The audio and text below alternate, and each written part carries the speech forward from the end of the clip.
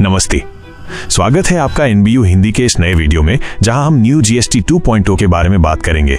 Media के कुछ साथी इसको जीएसटी 2.0 के रूप में कह रहे हैं। देश के सामान्य परिवार की बचत और दूसरी तरफ देश की अर्थव्यवस्था को नई मजबूती।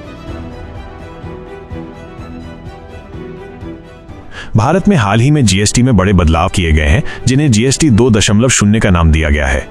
ये बदलाव 22 सितंबर 2025 से लागू होंगे, जिनका मकसद लोगों के लिए रोजमर्रा की चीजों को सस्ता करना और टैक्स सिस्टम को आसान बनाना है।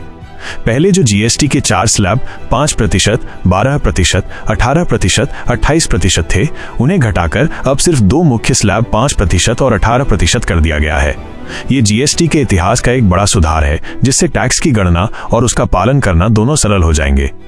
कई रोजमर्रा की चीजें जैसे कि packed food, noodles, sauce, personal care products, shampoo, toothpaste, साबुन और कपड़े, जूते, खिलौने, छाते जैसी घरेलू वस्तुएं अब 12% से 5% स्लैब में आ गई हैं, जिससे वे सभी के लिए अधिक किफायती हो गई हैं। वहीं कुछ बड़ी चीजें जैसे कि air conditioner, refrigerator, TV, washing machine और छोटी कारों पर अब 28% के बजाय 18% जीएसटी लगेगा।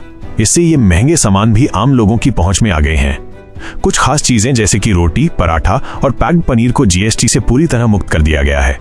इसके विपरीत तंबाकू और शर्करा युक्त पेय जैसे उत्पादों पर एक नया 40% का स्लैब लगाया गया है।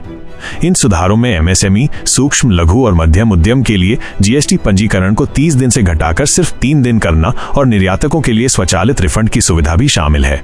ये कदम न केवल उपभोक्ताओं को राहत देंगे, बल्कि व्यापार और अर्थव्यवस्था को भी एक नई गति प्रदान करेंगे। अगर आपको ये जानकारी पसंद आए तो हमारे चैनल को सब्सक्राइब करना ना भूलें, ताकि आप ऐसे ही और अपडेट्स पाते रहें।